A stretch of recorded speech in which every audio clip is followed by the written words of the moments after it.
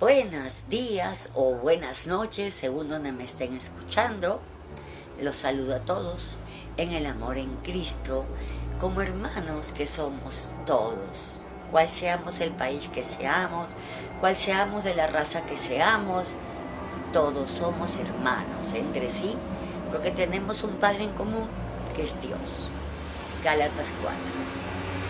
Vamos a comenzar el estudio de la Biblia. Es muy importante.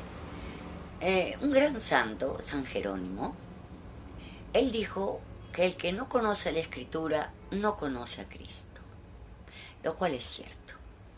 Porque si yo quiero decir que conozco al Señor, o digo, yo conozco a Jesús, y alguien me dice, entonces dime alguna de las parábolas de Jesús.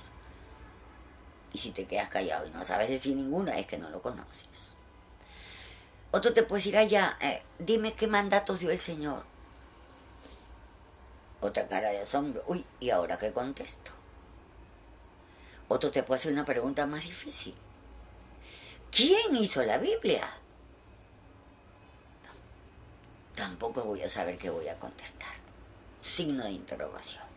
Por eso es la importancia de este pequeño curso, vamos a decir, de Biblia. Partiendo les voy a decir que este libro tan hermoso, la Biblia, el que tengo acá atrás, el que conocemos como la Biblia, unió Antiguo Testamento con Nuevo Testamento. ¿Quién fue? La iglesia. La iglesia. La que el Señor fundó, su iglesia. Al que Él le encargó a los apóstoles enseñar a otros lo que Él les había enseñado. Por 60 años, hermanos, más o menos, la palabra del Señor fue predicada de manera verbal, como ahorita estoy haciendo yo con ustedes. Y como a diario escuchan al Padre Berardo o cualquiera, o a uno mismo, o cualquier otro evangelizador. Vamos a escuchar, ¿no? Para aprender yo tengo que primero escuchar, para poder aprender y dar razón de mi fe. Entonces lo primero, ¿la Biblia cayó del cielo? No. ¿La Biblia fue escrita por Dios? No. Pero sí fue inspirada por Dios. Eso sí. ¿Fue escrita por hombres? Sí, pero inspirada por Dios. Como lo dice Pablo hermosamente, se lo dice a Timoteo en el capítulo 3. La Biblia es un libro sagrado, inspirado, porque ha sido inspirado por Dios. Escrito por hombres, pero inspirados por Dios. Por ejemplo, el Antiguo Testamento, a lo que nosotros llamamos Antiguo Testamento, es nada menos que toda la religión hebraica, judaica, del pueblo de Israel. Todo el Antiguo Testamento. Nosotros lo llamamos Antiguo Testamento. Ellos no.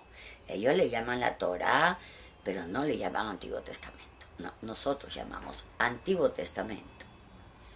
Y el Nuevo Testamento, el Antiguo ya estaba listo. Ya lo habían escrito profetas, hombres sabios del pueblo de Israel, Moisés, Nehemías, muchos habían escrito. Bacán. Habían comenzado a escribir por orden de Moisés, que escribieran toda la experiencia que ellos habían vivido con Dios y lo pusieran por escrito. Se le encarga el profeta Nehemías. Lean al profeta Nehemías. Ahí van a leer lo que yo les estoy diciendo. Entonces, desde ahí se comenzó a hacer una biblioteca sobre todo lo que ellos habían aprendido con Dios durante todos los años que Dios había estado con ellos. ¿Bestia? Quedamos claros. El Antiguo Testamento ya estaba listo. Pero el Nuevo Testamento, ¿quiénes escogieron los libros? ¿Qué hombres sabios escogieron los libros? Como decir el Antiguo Testamento. ¿Quiénes escogieron entre tantísimos escritos de tantos profetas para empezar a descartar quién era un falso y un verdadero profeta? Tenían que quemarse los ojos. Y quién era un verdadero y quién hablaba mentira de los profetas, porque habían profetas que no iban de parte de Dios, ¿sí? Entonces ellos tenían mucho cuidado en eso. Pero nosotros, el Nuevo Testamento, lo hizo la Iglesia. Hay lo que conocemos los evangelios sinópticos, los evangelios que no están incluidos en la Biblia.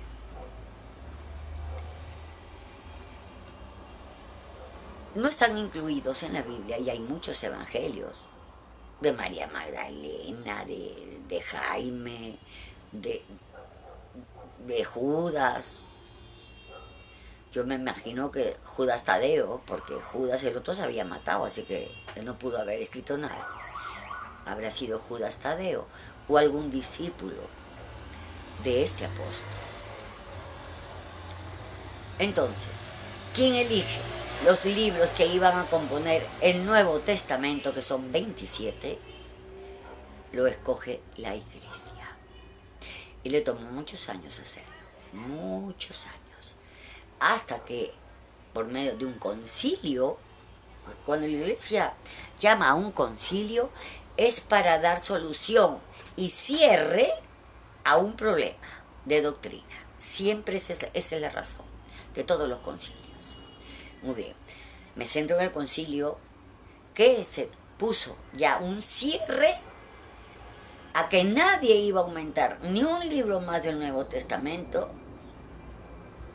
ni quitar, ni aumentar, ni tampoco del Antiguo.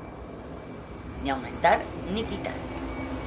Y este fue un concilio ecuménico, hermanos. Y un concilio ecuménico quiere decir que participan todas las otras iglesias separadas del mundo.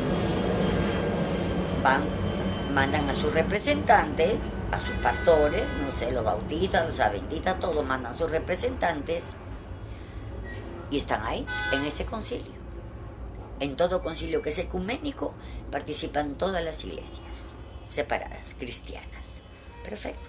La iglesia cristiana católica como las otras iglesias cristianas, cuales sean sus denominaciones. Y todas se juntaron en este concilio para cerrar ya y darle un canon, se llama eso. El canon quiere decir ya nadie quita ni aumenta. Esto quedó canon, quiere decir sagrado. Este libro sagrado se conforma de 27 el Nuevo Testamento y de 56 el Antiguo Testamento. Se acabó.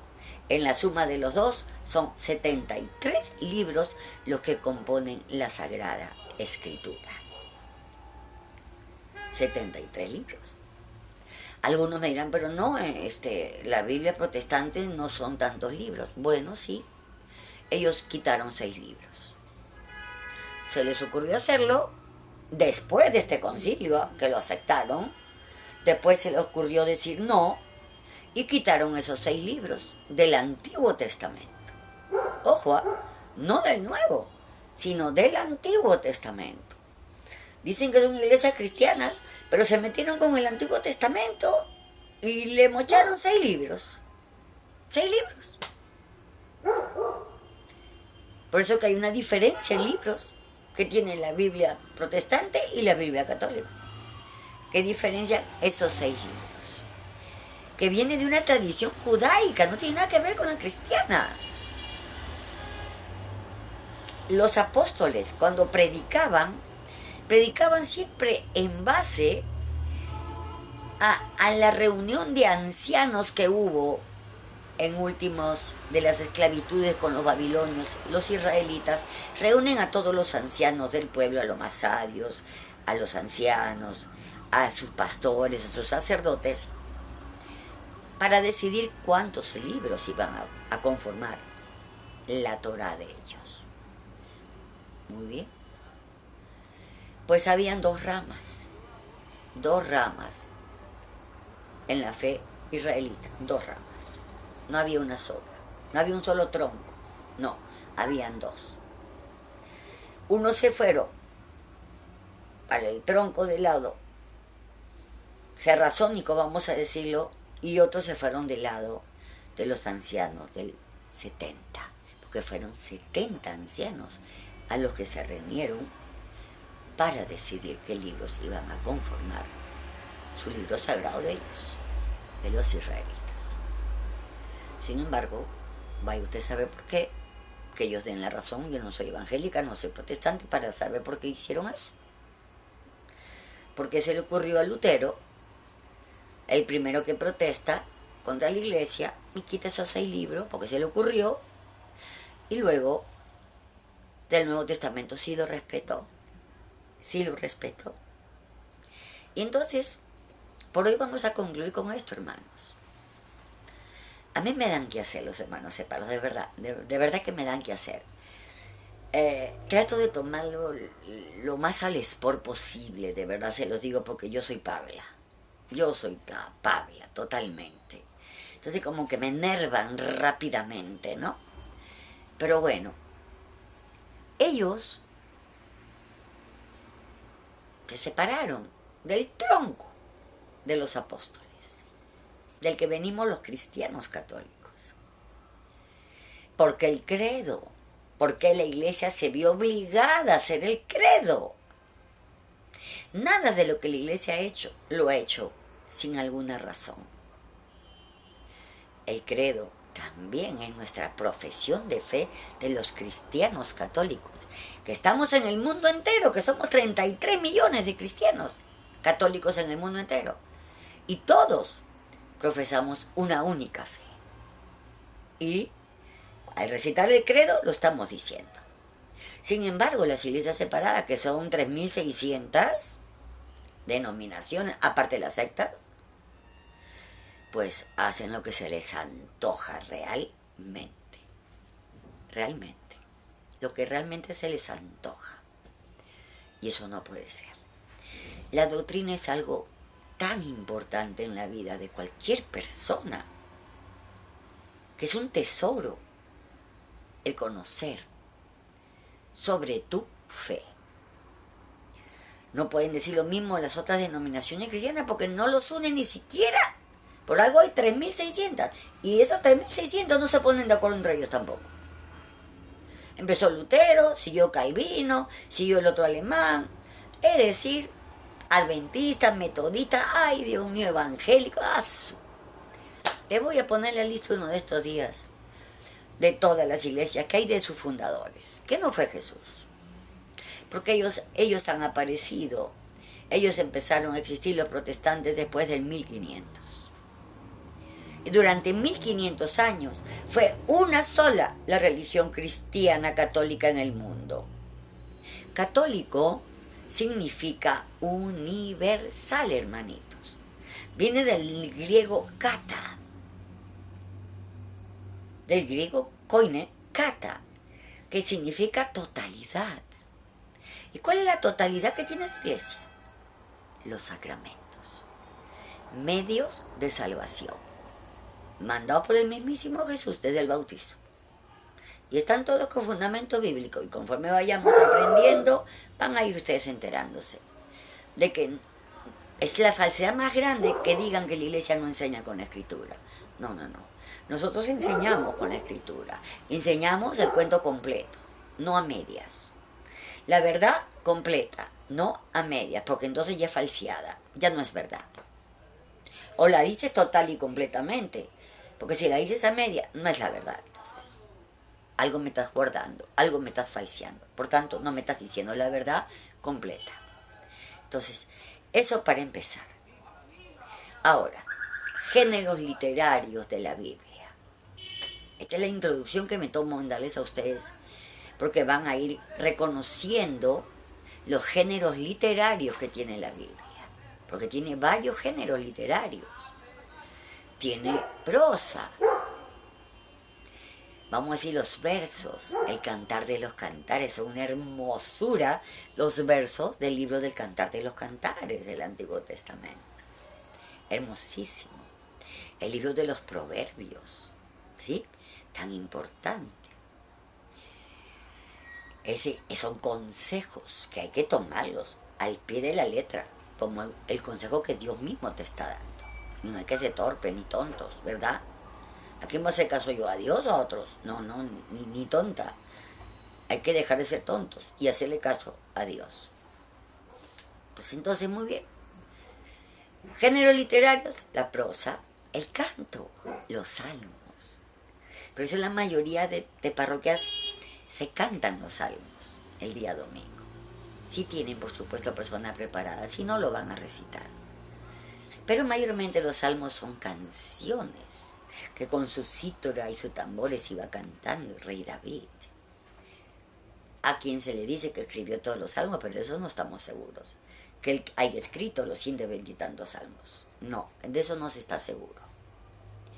Entonces, géneros literarios. Género literario histórico. Por ejemplo, un género literario histórico.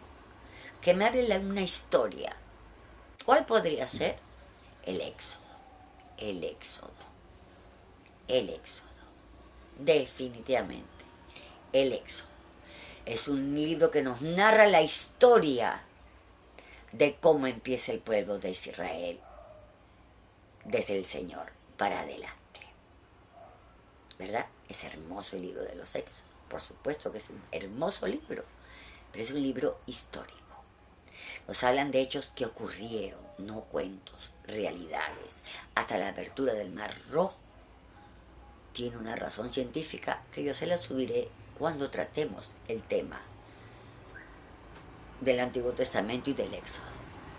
Yo se lo acompañaré, la charla que ustedes escuchen, no mía sino de otros, lo acompañaré con el fundamento científico también, de que no es un cuento, es historia purita y cierta. Como cualquier libro de historia que yo me pongo a estudiar la historia universal, ¿no? Del mundo, y sí, bacán. Es una historia, son hechos. Aunque yo no haya vivido en esa época, no lo voy a poner en duda, porque es historia. Entonces, el Éxodo es un libro de género histórico.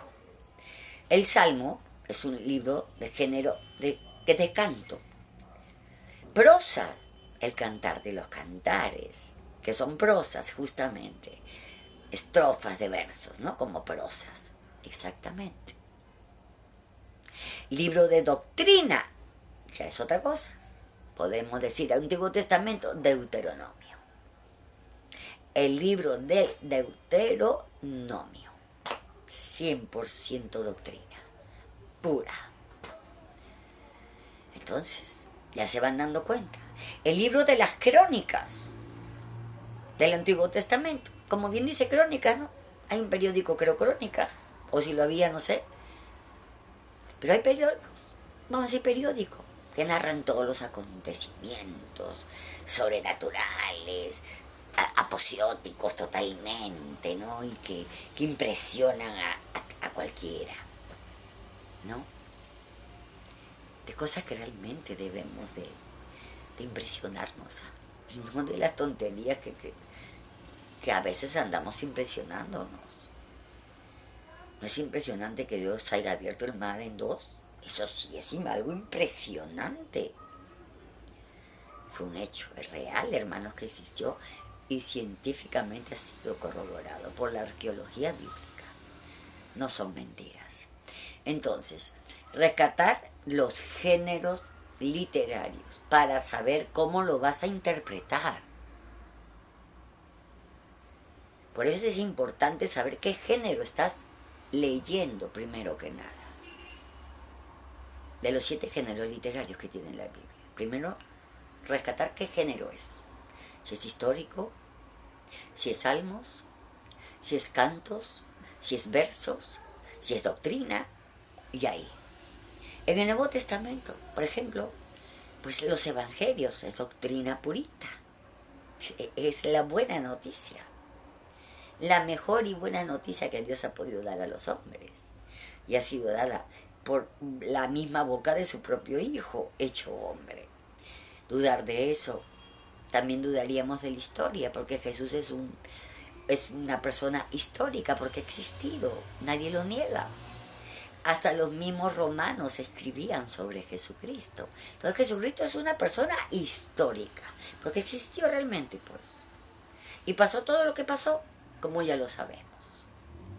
Entonces, esto primero que nada era la introducción que estamos haciendo a este pequeño cursillo, vamos a decir, curso creo que sería mucho, un cursillo rápido sobre las escrituras.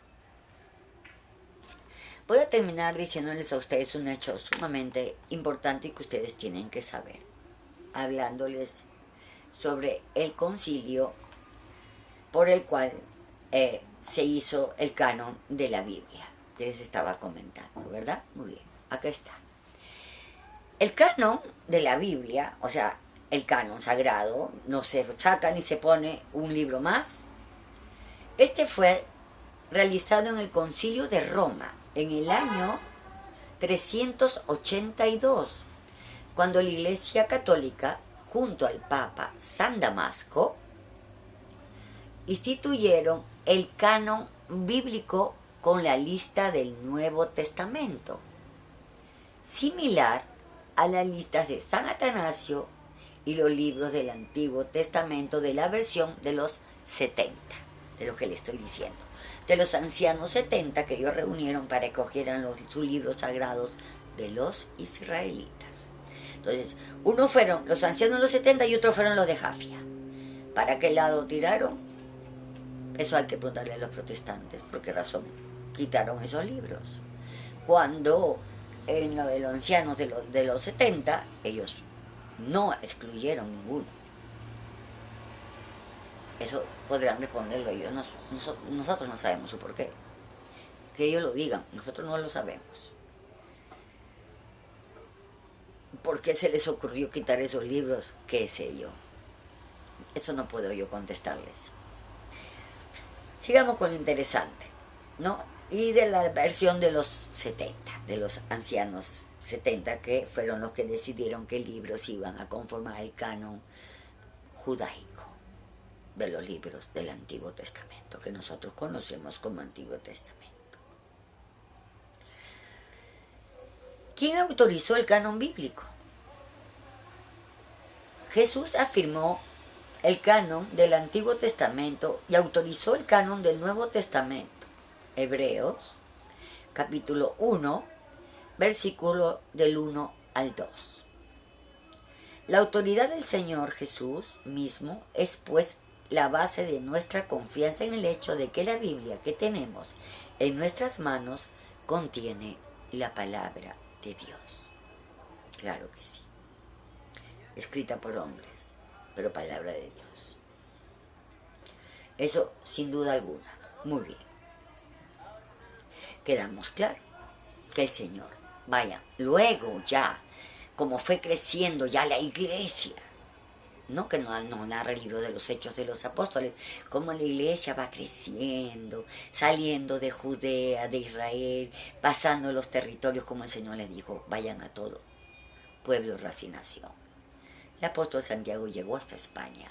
Entonces, ahí está, hay una gran basílica del apóstol, dedicada al apóstol San Santiago de Compostela. Bueno, entonces, la otra, que se estableció entonces en el Concilio de Cartago. En el Concilio de Cartago, o también llamado el Concilio III de Cartago, es un concilio de la Iglesia Católica reunido en el año 397, donde se confirmó el canon bíblico del Antiguo Testamento y el Nuevo Testamento, establecido en el Concilio de Hipona. Ya se dan cuenta cuántos concilios se enlazan para llegar al canon ya. Que nadie quite ni aumente ni una palabra. Muy bien. Eso lo seguimos respetando, al menos nosotros y hasta el día de hoy.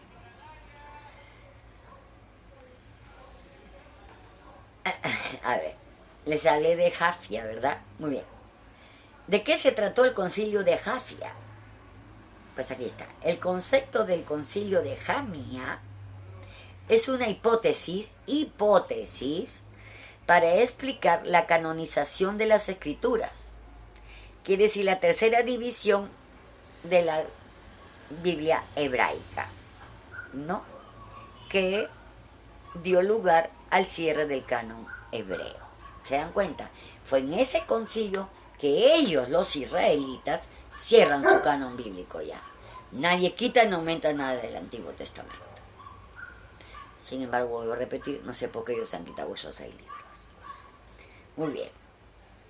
¿Qué más podemos decir? El Concilio de Trento. El Concilio de Trento reafirmó la autoridad y la centralidad de la Iglesia Católica, que reformó los abusos dentro de la Iglesia, codificó las Escrituras y estableció seminarios para un clero mejor educado y condenó la Reforma protestante como una herejía. Esto ocurrió en el Concilio de Trento. ¿Sí? O sea, sí. La Reforma protestante fue considerada como una herejía. Claro que sí. Sin lugar a dudas. Sin lugar a dudas. A ver, ¿qué otra cosa interesante podemos seguir sabiendo sobre la Biblia?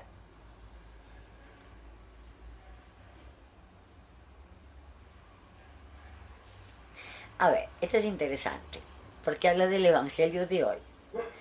El Concilio de Trento declaró que la Iglesia no yerra cuando ha enseñado y enseña seguir la doctrina evangélica y apostólica. El vínculo del matrimonio no puede ser roto por el adulterio, que es el tema del Evangelio de hoy. Los que han seguido en la mañana saben que es el tema del Evangelio de hoy. ¿No? No puede ser roto por el adulterio, que el vínculo del matrimonio no puede ser roto por el adulterio. Sin embargo, el concilio anatematesio solamente a aquellos que niegan la autoridad de la Iglesia en esta materia. Claro, por ejemplo, yo tengo una tía ya fallecida, pero era católica. Se enamora de quien fue mi tío, que era adventista. Pues él pidió permiso, supongo, porque es lo que se tiene que hacer, pidió permiso a su pastor porque se iba a casar con una católica. Por lo menos nosotros los católicos, sí. Antes de casarnos con ningún protestante tenemos que pedir permiso. Porque no pensamos igual sobre la fe. Y va a haber conflictos. Y va a haber conflictos. Y cuando empiecen los hijos, la crianza, más conflictos. Porque no pensamos lo mismo, ni enseñamos lo mismo. Sino que regresen todos a la iglesia. Y ahí sí sería una unicidad de enseñanza, como el Señor lo quiso. No una división de 3.600 enseñanzas. Oye, ¿cuál me está diciendo la verdad de tantos? Entonces, ahí nos quedamos por hoy en esta introducción. Ya en tu siguiente encuentro vamos a ir de plano ya al estudio de Aprenda la Biblia en 360 días, 290 y tantos días. Interesante el proyecto. Me ha interesado. Porque si nosotros durante 3 años seguiditos, ciclo A, ciclo B, ciclo C que tiene la iglesia, en 3 años, si seguimos a diario la escritura, como lo hacemos, es que ustedes van a saber muchísimo de la Biblia y van a poder defender su fe. Es decir, digo esto porque lo ha dicho el Señor. Hagan como yo. A mí no se me prendan. Conmigo no se la agarren, por favor. Esto lo enseñó el Señor. Yo solo soy su mensajero, nada más. A mí no me vengan con cosas. Primero que nada, porque no es palabra nuestra la que predicamos, es la palabra del Señor. No es nuestra palabra, ¿no? Entonces, el padre Berardo, al que estamos escuchando a diario, él propone el estudio de la Biblia en un año. Voy, caray, algo, oiga, que a mí me dejó pensar, ¿no? Que un año, bueno, vamos a ver si todo lo que brille es oro. Y ya, hoy estamos viernes, ¿verdad? Hasta el lunes ya no nos encontramos, donde vamos a empezar con el día 1. El día 1 del estudio de la Biblia. Y en un año, según el padre Berardo, vamos a conocer mucho la escritura. Y es necesario que lo sea y que ustedes la conozcan, porque así se hará que ustedes estén seguros que conocen a Jesús, cómo Jesús pensaba, cómo Jesús sentía, cuáles eran sus deseos, cuáles eran sus anhelos, cuáles son sus mandatos, qué cambió de la ley de Moisés, qué corrigió de esa ley. Pues sí, hay mucho que aprender y tiene que ver con el Evangelio de hoy. Tiene que ver con el Evangelio de hoy. El Señor parte a otro sitio a seguir evangelizando y vienen los fariseos que siempre andaban queriéndole poner el palito al Señor. Señor, Señor, a ver qué nos dices tú. Mira, Moisés nos dio permiso de divorciarnos y botar a la mujer. Ya. Y el Señor dice así. No. Tiene que ser como en el principio. Dejarán padre y madre, se unirán, se multiplicarán y serán uno. O sea, mejor dicho, ¿qué les pasa? O sea, se están olvidando del Génesis ustedes, fariseos que según ustedes conocen muy bien la ley. Pues parece que no la conocían tan bien como decían conocerla. Pues no. No, pues, porque basta leer el Génesis. Se dejarán padre y madre, serán uno. Y el Señor tuvo que hacérselo recordar. Miren usted, a un fariseo que era un experto supuestamente entre comillas de su fe. Y el Señor pues los cuadraba cada nada, ¿no? Los ponía en su sitio. Los ubicaba bonito, ¿no? Ya estás equivocado, pues. Acá lo que Moisés ha dicho, no. Yo digo que no es así. Yo. Jesús, el verbo, la palabra encarnada de Dios, Dios mismo. Pues que vamos a llegar al límite de poner a Moisés por encima de Jesús. Es que ya sería algo que rayaría en la herejía si tratáramos de comparar a Moisés con Jesús, por amor de Dios. Moisés no fue Jesús, ni fue hijo de Dios, ni resucitó, ni nada por el estilo, ni hizo milagros. Sí los hizo el Señor. Demostró ser lo que dijo que era. Y no lo podemos comparar con Moisés. No lo ofendamos al Señor de esa manera. Por eso él dijo, no, yo te digo que no. Bueno, otro dijo, ojo por ojo, diente por diente.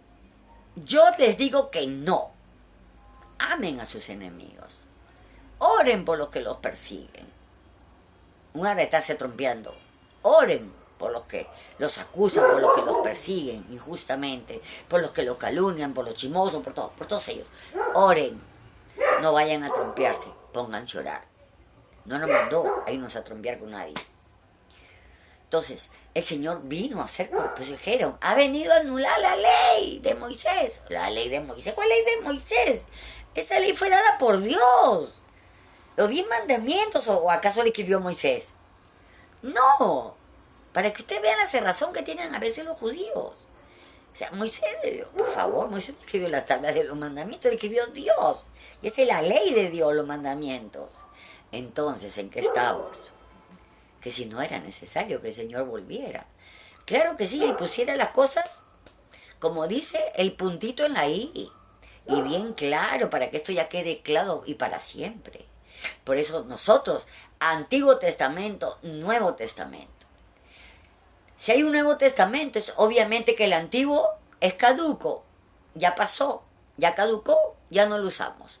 ¿Vale? El Nuevo Testamento, que es de la alianza nueva y eterna.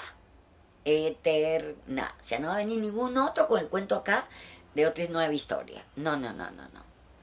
Ya la historia la empezó Dios en el Génesis y se la cerró Jesucristo con su resurrección. No hay más que hablar. Ya Dios dijo todo lo que tenía que decir. El resto. La respuesta es la que nosotros le demos. O apertura o le cerramos la puerta. Una de dos. Y eso lo elegimos nosotros, hermanos, no el Señor. Que tengan un bendecido día y nos encontramos el lunes para nuestro día primero. Gracias.